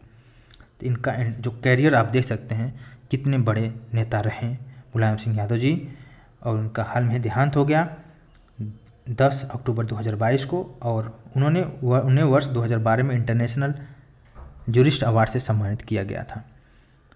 अभी समाजवादी पार्टी के जो अध्यक्ष हैं अखिलेश यादव जी हैं। अब देखते हैं 36वें राष्ट्रीय खेल 2022 के विषय में। 29 सितंबर और 12 अक्टूबर 2022 के मध्य आयोजित 36वें राष्ट्रीय खेल नीति 2022 में उत्तर प्रदेश ने कुल 56 पदक जीते हैं, जिसमें से 20 स्वर्ण पदक, 18 रजत और 18 कांस्य पदक के साथ उत्तर प्रदेश का स्थान 8वां स्थान है राष्ट्रीय खेल 2022 में। उत्तर प्रदेश के राम बाबू ने 35 किलोमीटर के पैदल चाल में नया रिकॉर्ड बनाया है और उन्होंने 2 घंटे 36 मिनट और 34 सेकंड में पैदल चाल पूरा करके यह रिकॉर्ड कायम किया है, 35 किलोमीटर की चाल। और मेरठ के पारुल चौधरी 2 स्वर्ण पदक, जो कि एथलेटिक्स में 5000 मीटर तक और 3000 मीटर तक स्टीप लेच जीतने में सफल रही हैं। वहीं पर उत्तर प्रदेश ने सर्वाधिक पदक एथलेटिक्स की स्पर्धाओं में जीते हैं, जो कि कुल मिलाकर 9 स्वर्ण पदक सहित कुल 16 पदक हैं। देखिए, भारतीय सड़क कांग्रेस का 81वां वार्षिक अधिवेशन 18 से 11 अक्टूबर 2022 के मध्य इंदिरा गांधी प्रतिष्ठान गोमती नगर में भारतीय सड़क कांग्रेस का 81वां वार्षिक अधिवेशन आयोजित हुआ। मिशन निरामया को देख लीजिए। मुख्यमंत्री योगी आदित्यनाथ के द्वारा AGPGI लखनऊ के कन्वेंशन सेंटर में इस मिशन का आरंभ किया गया है और स्वास्थ्य प्रणाली को मजबूत करने और पैरामेडिकल शिक्षा की गुणवत्ता में बदलाव लाने के लिए मिशन का शुरुआत किया गया। स्वच्छ सर्वेक्षण ग्रामीण रिपोर्ट 2022 के विषय में देख लीजिए। इसको स्वच्छ सर्वेक्षण 2022 को रिपोर्ट जारी किया गया स्वच्छ भारत दिवस के अवसर पर 2 अक्टूबर 2022 को। और यह सर्वेक्षण पेयजल और स्वच्छता विभाग द्वारा पूर्ण किया गया है। मोबाइल ऐप और वेब पोर्टल के माध्यम से सर्वाधिक भागीदारी वाला राज्य उत्तर प्रदेश है। मोबाइल ऐप और वेब पोर्टल के माध्यम से सर्वाधिक भागीदारी वाला जिला जो है कानपुर देहात है। देश भर के 33 राज्य केंद्रशासित प्रदेशों के समग्र ओवरऑल रैंकिंग में उत्तर प्रदेश का स्थान 18वां है। वहीं पर देखिए, स्वच्छ सर्वेक्षण 2022 शहरी के विषय में देखते हैं। 1 अक्टूबर 2022 को राष्ट्रपति द्रौपदी मुर्मू ने स्वच्छ सर्वेक्षण 2022 के परिणाम को घोषित किए हैं और 1 लाख से 10 लाख जनसंख्या श्रेणी में नोएडा का स्थान 5वां है। वहीं पर 10 लाख से अधिक की आबादी में उत्तर प्रदेश के 4 शहर शामिल है, जिसमें से गाजियाबाद का 12वां स्थान, मेरठ का 15वां, प्रयागराज 16 और लखनऊ का 17वां स्थान शामिल है। वहीं पर वाराणसी का 21वां, आगरा का 23वां और कानपुर का 29वां स्थान है। ठीक है, तो शीर्ष 20 में मात्र 4 शहर हैं। उसके बाद 21वां नंबर पर वाराणसी है, 23 नंबर पर आगरा है और 29 नंबर पर कानपुर है। वहीं पर देखिए, गंगा नगरों की 1 लाख से कम जनसंख्या वाली श्रेणी में उत्तर प्रदेश के 13 नगर शामिल हैं, जिसमें बिजनौर और कन्नौज को पहला और दूसरा स्थान मिला है। और 1 लाख से अधिक जनसंख्या जो गंगानगर की है, उसमें वाराणसी प्रयागराज को दूसरा और चौथा मिला है। शीर्ष 20 जो क्लीनेस्ट कैंटोनमेंट में उत्तर प्रदेश के 3 छावनी है, वाराणसी छावनी, शाहजहाँपुर छावनी और मथुरा छावनी को शामिल किया गया है। देखिए, अर्बन लोकल बॉडीज में अधिक की श्रेणी जो कि 100 से अधिक अगर अर्बन लोकल बॉडीज को देखा जाए तो उत्तर प्रदेश का स्थान 10वां है। वहीं पर जबकि स्वच्छ सर्वेक्षण 2021 में इस श्रेणी में उत्तर प्रदेश को 6वां स्थान प्राप्त हुआ था। और प्रेरक दौर सम्मान के तहत गोल्ड अनुपम श्रेणी में उत्तर प्रदेश के गौतम बुद्ध नगर को शामिल किया गया है। कचरा मुक्त शहर की स्टार रेटिंग प्रोटोकॉल के तहत गाजियाबाद लखनऊ को 3 स्टार शहरों के रूप में प्रमाणित किया गया है। इसके अलावा देखते हैं भारत पर्यटन सांख्यिकी 2022 की रिपोर्ट को देखते हैं। इसमें हम लोग डिस्कस करेंगे 1 बाय 1 करके, बहुत ही अच्छे ढंग से डिस्कस करते हुए चलेंगे। तो देखिए इसमें 27 सितंबर 2022 को विश्व पर्यटन दिवस के अवसर पर भारत के उपराष्ट्रपति जगदीप धनखड़ ने भारतीय पर्यटन सांख्यिकी 2022 का रिपोर्ट जारी किया है। और घरेलू पर्यटकों के लिए वर्ष 2021 में 5 सर्वाधिक पसंदीदा स्थल में उत्तर प्रदेश का ताजमहल और आगरा का किला शामिल है। और सबसे सर्वाधिक पसंदीदा पर्यटक स्थलों में उत्तर प्रदेश का ताजमहल, आगरा का किला भी शामिल है।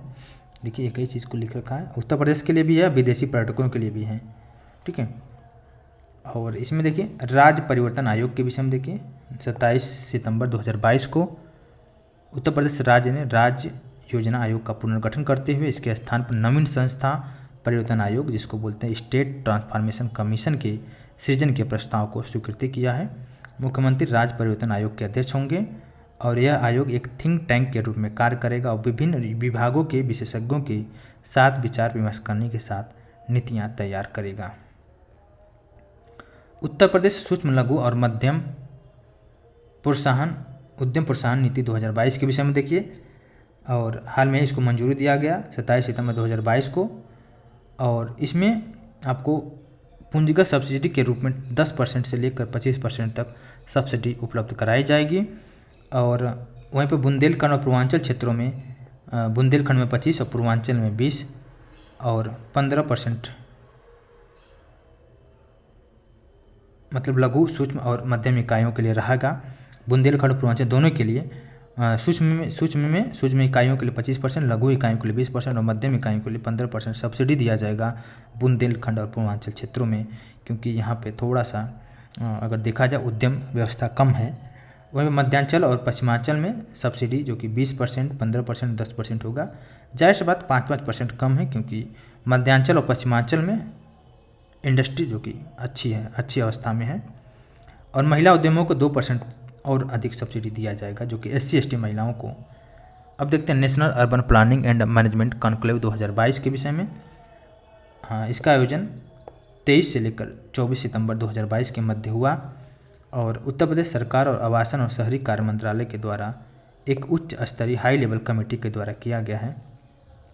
अब देखते हैं CRPC दंड प्रक्रिया संहिता उत्तर प्रदेश संशोधन विधेयक 2022 के विषय में, बहुत इंपॉर्टेंट है। देखिए 22 सितंबर 2022 को उत्तर प्रदेश विधानसभा द्वारा महिलाओं के खिलाफ हो रहे अपराधों पर अंकुश लगाने के लिए CRPC अर्थात दंड प्रक्रिया संहिता में संशोधन विधेयक 2022 को पारित किया गया। और किए गए प्रावधान के तहत अब बलात्कार, रेप के आरोपियों को जमानत नहीं मिलेगा। ये भी बहुत इंपॉर्टेंट न्यूज है। और इसके तहत न केवल बलात्कार, अप्रति यौन अपराध, बदसुरी और यौन अपशब्द के मामले में भी अग्रिम जमानत नहीं मिल सकेगी, ठीक है। इसके अलावा देखिए नमूना पंजीकरण प्रणाली सांख्यिकी रिपोर्ट 2020 के अधीन 22 सितंबर 2022 को register general of India RGI नमूना पंजीकरण प्रणाली सांख्यिकी रिपोर्ट 2022 को पेश किया गया है। वहीं पर क्रूड बर्थ रेट जो कि कुल मिलाकर 25.1 है। और इसके अतिरिक्त राज्य में राष्ट्रीय स्तर पर अशोधित मृत्यु दर जो कि कुल मिलाकर 6.5 है। और राज्य में 5 वर्षों से कम उम्र के शिशुओं की मृत्यु दर कुल 43 अंक है। इसके साथ ही राज्य में जन्म के साथ लिंगानुपात 905 अंक दर्ज किया गया है। राष्ट्रीय पोषण माह 2022 के विषय में देखिए 16 सितंबर 2022 के मध्य मुख्यमंत्री योगी आदित्यनाथ ने राष्ट्रीय पोषण माह 2022 के कार्यक्रम का शुभारंभ किया है। मुख्यमंत्री ने 501 आंगनबाड़ी केंद्रों का लोकार्पण किया और 199 आंगनबाड़ी केंद्रों का शिलान्यास भी किया है। और उन्होंने आंगनबाड़ी केंद्रों के सहयोगात्मक पर्यवेक्षण हेतु सहयोग मोबाइल ऐप और 3 से 6 वर्षों के बच्चों के लिए ECCE बाल आधारित बाल पिटारा मोबाइल ऐप को लॉन्च किया है राष्ट्रीय पोषण माह 2022 के अंतर्गत, ठीक है। इसके अलावा देखिए उनके दुलार कार्यक्रम को भी शुरुआत किया गया बच्चों के लिए। अब उत्तर प्रदेश का पहला तैरता सोलर संयंत्र के विषय में देखते हैं। 15 सितंबर 2022 को औरैया जिला के जो दिबियापुर में एनटीपीसी के द्वारा स्थापित 20 मेगावाट के तैरते सोलर संयंत्र का बिजली उत्पादन शुरू हुआ है और इसका जो कि संयंत्र कुल क्षमता 704 मेगावाट हो गया है। देखते हैं अब आईडीएफ वर्ल्ड डेयरी समिट 2022 के विषय में। देखिए इसमें हम लोग डिस्कस करेंगे। तो 12 से लेकर 15 सितंबर 2022 के मध्य गौतम बुद्ध नगर जिले में अवस्थित एक्सपो मार्ट में आईडीएफ वर्ल्ड डेयरी समिट 2022 का आयोजन किया गया। इसका उद्घाटन नरेंद्र मोदी जी ने किया है और भारत में 48 वर्ष के बाद यह समिट जो कि आयोजित हुआ है आईडीएफ वर्ल्ड डेयरी समिट। और IDF world dairy summit 2022 dairy for nutrition and livelihood इसका थीम था, इसका विषय था।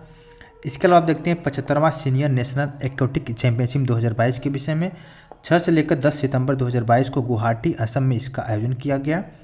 कुल 4 पदक उत्तर प्रदेश ने जीता।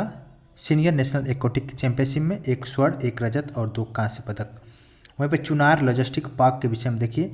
चुनार जो कि 5 सितंबर 2022 को केंद्रीय मंत्री अनुप्रिया पटेल ने चुनार मिर्जापुर में लॉजिस्टिक पार्क की आधारशिला रखा है और प्रारंभ में लगभग 400 कंटेनरों की सुविधा विकसित की गई है लॉजिस्टिक पार्क में और सामान के भंडारण और संचालन के लिए 2000 वर्ग मीटर की गोदाम भी बनाए जाएंगे। वहीं पर राष्ट्रीय शिक्षक पुरस्कार 2022 के विषय में देखिए। 5 सितंबर 2022 को राष्ट्रपति द्रौपदी मुर्मू ने शिक्षक दिवस के अवसर पर देवनिया जिला के शिक्षक जिनका नाम है खुर्शीद अहमद को राष्ट्रीय शिक्षक पुरस्कार 2022 से सम्मानित किया गया और देश भर के 46 शिक्षकों को राष्ट्रीय शिक्षक पुरस्कार के लिए चुना गया और उत्तर प्रदेश से मात्र 1 शिक्षक शामिल थे जिनका नाम था खुर्शीद अहमद। इसके अलावा भारत भूषण अग्रवाल पुरस्कार 2022 के विषय में देखते हैं। तो रजा फाउंडेशन ने अगस्त 2022 में प्रयागराज के लेखक जिनका नाम है सौम्य मालवीय को भारत भूषण अग्रवाल पुरस्कार 2022 से सम्मानित किया है और उनकी कविता का नाम है संग्रह घर एक नामुमकिन जगह के लिए दिया गया इनको। साथ ही साथ अब देखते हैं रवि किशन शुक्ला जो कि गोरखपुर के सांसद हैं। रवि किशन भी बोलते हैं, रवि शुक्ला भी बोलते हैं। तो ज़्यादा से ज़्यादा लोग जानते हैं रवि किशन के एक अभिनेता के रूप में और हाल इन्होंने लोकसभा सांसद भी हैं फिलहाल। जिनको ब्रांड एम्बेसडर नियुक्त किया गया है राष्ट्रीय क्षय रोग के उन्मूलन के लिए। 30 अगस्त 2022 को परिवार स्वास्थ्य और कल्याण मंत्रालय ने इनको ब्रांड एम्बेसडर नियुक्त किया है। इसके अलावा देखते हैं एनएमएसजी उत्तर प्रदेश जल निगम और वाईपीएल के मध्य समझौता हुआ है। 25 अगस्त 2022 को राष्ट्रीय स्वच्छ गंगा मिशन एनएमसीजी उत्तर प्रदेश जल निगम और messrs Vishwaraj environment private limited के मध्य हाइब्रिड एन्युटी मोड आधारित आगरा के लिए 582.84 करोड़ रुपए की लागत से सीवेज ट्रीटमेंट प्लांट के विकास हेतु त्रिपक्षीय रियायत समझौता हस्तांतरित हुआ है। उत्तर प्रदेश रक्षा और एरोस्पेस इकाई एवं रोजगार प्रोत्साहित नीति 2018 में संशोधन हुआ है। 16 अगस्त 2022 को उत्तर प्रदेश मंत्रिमंडल द्वारा संशोधन से यह संबंधित प्रस्ताव अनुमोदित है और इस नीति में डिफेंस पैकेजिंग रक्षा उद्योग के लिए एक महत्वपूर्ण क्षेत्र को शामिल करने के लिए संशोधन किया गया है। साथ ही साथ देखते हैं उत्तर प्रदेश इको टूरिज्म विकास बोर्ड को देखते हैं। 16 अगस्त 2022 को उत्तर प्रदेश मंत्रिमंडल द्वारा इस बोर्ड का गठन और विनियमन अनुमोदित है। इसका मुख्यालय लखनऊ में होगा और मुख्यमंत्री बोर्ड के अध्यक्ष होंगे। वहीं देखते हैं कुकरेल नाइट सफारी पार्क के विषय में। 16 अगस्त 2022 को उत्तर प्रदेश मंत्रिमंडल द्वारा लखनऊ स्थित जो कुकरेल वन क्षेत्र में नाइट सफारी पार्क की स्थापना को मंजूरी मिला है।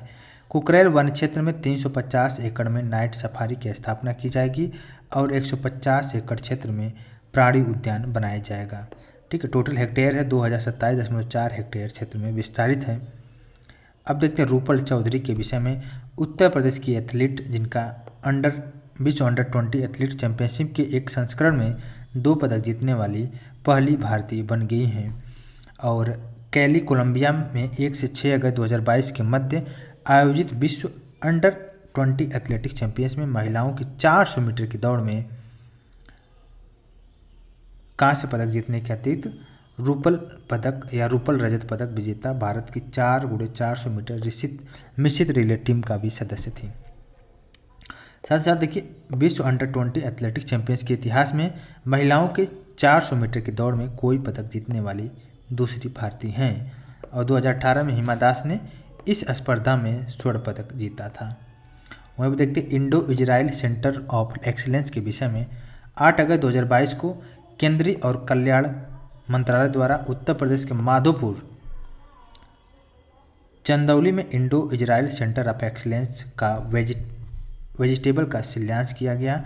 Indo Israel centre of excellence का शिलान्यास किया गया चंदौली में। अब देखते हैं फ्लिपकार्ट वाराणसी जिला प्रशासन के मध्य समझौता हुआ है। 7 अगस्त 2022 को दोनों के मध्य समझौता ज्ञापन पर हस्तांतरित किया गया। इसके तहत देखिए बनारसी साड़ी और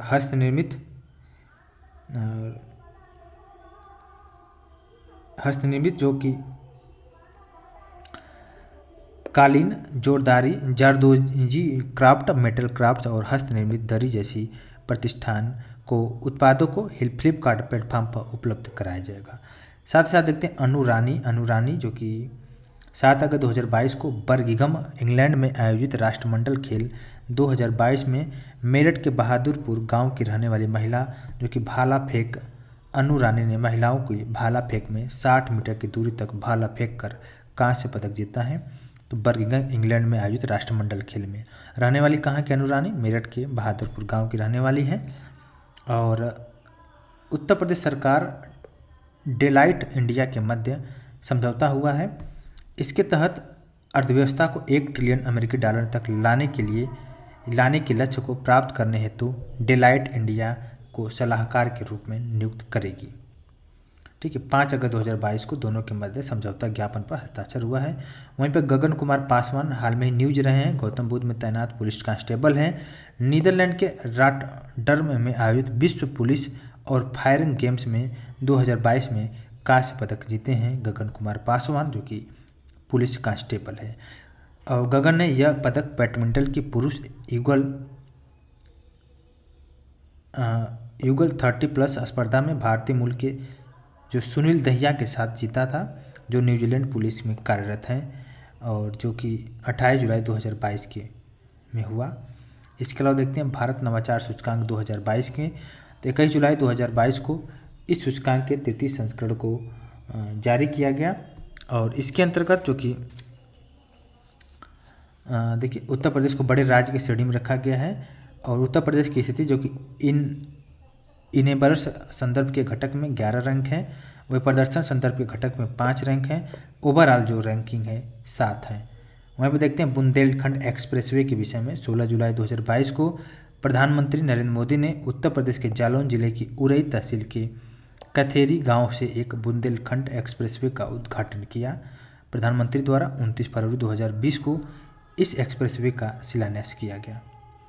साथ ही साथ देखते हैं एक्सप्रेसवे के निर्माण से बुंदेलखंड क्षेत्र आगरा लखनऊ एक्सप्रेसवे और यमुना एक्सप्रेसवे के माध्यम से राष्ट्रीय राजधानी क्षेत्र दिल्ली से जुड़ गया है। इस एक्सप्रेसवे का निर्माण उत्तर प्रदेश एक्सप्रेसवेज औद्योगिक विकास प्राधिकरण UPEIDA द्वारा किया गया। अनुमानित लागत जो कि लंबाई है इसका 296.070 किलोमीटर है। इस एक्सप्रेसवे का जो कि बुंदेलखंड आगरा लखनऊ एक्सप्रेसवे और यमुना एक्सप्रेसवे के माध्यम से राष्ट्रीय राजधानी क्षेत्र से दिल्ली से जुड़ जाएगा। ठीक है, और 4 लेन वाले एक्सप्रेसवे का निर्माण लगभग 14,850 करोड़ की लागत से किया गया है। इसे भविष्य में 6 लेन तक भी विस्तारित किया जा सकता है। और चित्रकूट में राष्ट्रीय राजमार्ग जो 35 है, इस पर भरतकूप के निकट एक समाप्ति स्थान जनपद इटावा के ग्राम के कुदरैल के निकट है। और यह एक्सप्रेसवे 7 जिलों जो कि चित्रकूट, बांदा, महोबा, हमीरपुर, जालौन, औरैया और इटावा से होकर गुजरता है। और एक्सप्रेसवे के संरक्षण पर पड़ने वाली जो मुख्य नदियां में बागेन, केन, श्यामा, चंदावल, बिरमा, यमुना, बेतवा, सेंगर शामिल है। अब देखते हैं NIRF इंडिया रैंकिंग 2022 के विषय में। 15 जुलाई 2022 को केंद्रीय शिक्षा मंत्रालय द्वारा इस रैंकिंग को जारी किया गया। NIRF रैंकिंग को और इसमें देखिए उच्च संस्थानों की सूची में उत्तर प्रदेश के संस्थानों को देखते हैं। इसमें देखिए IIT कानपुर को 5वां रैंक मिला है और BHU को 11वां रैंक, वहीं पे ALU अलीगढ़ मुस्लिम यूनिवर्सिटी को 19वां रैंक मिला है NIRF इंडिया रैंकिंग्स में। इसके अलावा IIT BHU जो कि 29 रैंक के साथ है और MT विश्वविद्यालय जो है गौतम बुद्ध नगर में है 42वां नंबर पे है। किंग्स जॉर्ज मेडिकल यूनिवर्सिटी जो कि लखनऊ में है 75 नंबर पे है। बाबा साहब भीमराव अम्बेडकर यूनिवर्सिटी लखनऊ में ये भी 78 नंबर पे है। शिव नाडर विश्वविद्यालय जो कि 94 नंबर पे है। उत्तर प्रदेश आम महोत्सव 2022 के विषय में देखिए 4 से 7 जुलाई 2022 तक उत्तर प्रदेश आम महोत्सव का आयोजन लखनऊ में किया गया और मुख्यमंत्री ने केंद्र सरकार द्वारा लखनऊ में स्वीकृत आम के मेगा क्लस्टर का भी उद्घाटन किया। और उत्तर प्रदेश में आमों की जो कि टैंगिंग काकोरी ब्रांड के रूप में जा रही है। NFSA के लिए राज्य रैंकिंग सूचकांक के विषय में देखते हैं। 5 जुलाई 2022 को राष्ट्रीय खाद्य सुरक्षा अधिनियम के लिए राज्य रैंकिंग सूचकांक को जारी किया गया है, जिसे खाद्य और सार्वजनिक वितरण विभाग ने विकसित किया है इसके प्रथम संस्करण को। ठीक है, और इसके अलावा देखते हैं भारतीय विमानपत्तनम प्राधिकरण AII के विषय में देखते हैं। और उत्तर प्रदेश सरकार के मध्य समझौता हुआ है 1 जुलाई 2022 को। AAI जिसको बोलते हैं airport authority of India limited और उत्तर प्रदेश के मध्य 30 वर्षों की अवधि के लिए उत्तर प्रदेश सरकार के स्वामित्व वाले 5 जो हवाई अड्डों के संचालन और प्रबंधन समझौता पर हस्ताक्षर हुआ, जिसमें से अलीगढ़, आजमगढ़, चित्रकूट, म्योरपुर, श्रावस्ती में स्थित हवाई अड्डे शामिल हैं। उत्तर प्रदेश का पहला ट्रांसजेंडर डेस्क के विषय में देखते हैं, जो कि उत्तर प्रदेश का पहला ट्रांसजेंडर डेस्क पुलिस सहायता केंद्र लखनऊ पुलिस कमिश्नरेट के कैसरबाग कोतवाली में खोला गया है। वहीं पर देखते हैं इस सेल का उद्देश्य ट्रांसजेंडरों की शिकायतों की सुनवाई करने के साथ ही शिकायतों का 24 घंटे के अंदर निस्तारण करना भी है। क्यूएस वर्ल्ड यूनिवर्सिटी रैंकिंग 2023 के विषय में देखिए। और 8 जून 2022 को इस रैंकिंग के 19वें संस्करण को क्यूएस द्वारा जारी किया गया और उत्तर प्रदेश में स्थित IIT कानपुर ने 37.6 स्कोर के साथ 264वां स्थान प्राप्त किया है। वहीं पर देखिए संत कबीर अकादमी और अनुसंधान केंद्र के विषय में देखिए उत्तर प्रदेश के संत कबीर नगर में स्थित मगहर में इस केंद्र का उद्घाटन किया गया है, जहां कबीर की मजार और समाधि मात्र 100 फीट की दूरी पर अगल बगल में स्थित है। वहीं पर देखते हैं राज्य खाद्य सुरक्षा सूचकांक 2021-22 के विषय में 7 जून 2022 को केंद्रीय स्वास्थ्य और परिवार कल्याण मंत्रालय द्वारा इस सूचकांक के 4थे संस्करण को विश्व खाद्य सुरक्षा दिवस के अवसर पर जारी किया गया था और उत्तर प्रदेश को बड़े राज्य की श्रेणी में रखा गया है। ठीक है, इसके अलावा देखते हैं पंडित दीनदयाल उपाध्याय किसान समृद्धि योजना के विषय में उत्तर प्रदेश सरकार द्वारा राज्य में बीहड़ बंजर जल भराव क्षेत्रों के सुधार और उपचार हेतु इस योजना को 2022-23 में 2026-27 की अवधि तक क्रियान्वित करने का निर्णय लिया गया है। वहीं पर देखते हैं 38वीं राष्ट्रीय पुलिस प्रशिक्षण संगोष्ठी 2022 के विषय में। इसका आयोजन पुलिस अनुसंधान और विकास ब्यूरो द्वारा किया गया है। और मैडम तुसाद संग्रहालय के विषय में देखिए जून 2022 में उत्तर प्रदेश के नोएडा में इस संग्रहालय की शुरुआत किया गया है और यह संग्रहालय DLF मॉल में स्थित है। पटवाई में देश का पहला अमृत सरोवर जो कि 13 मई 2022 को ग्राम पंचायत पटवाई में देश के पहले अमृत सरोवर का उद्घाटन किया गया है, जो कि उत्तर प्रदेश के रामपुर जिले में स्थित है। इसके अलावा स्किल इंडिया अंतर्राष्ट्रीय केंद्र को देखिए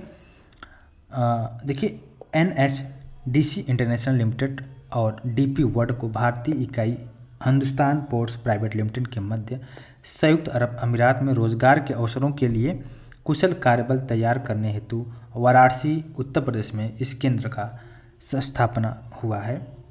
और रेत समाधि के विषय में देखिए टॉम्ब ऑफ सैंड को इंटरनेशनल बुकर पुरस्कार 2022 से सम्मानित किया गया है। टॉम्ब ऑफ सैंड जो कि गीतांजलि श्री मैनपुरी उत्तर प्रदेश द्वारा लिखित उपन्यास रेत समाधि का अंग्रेजी अनुवाद है।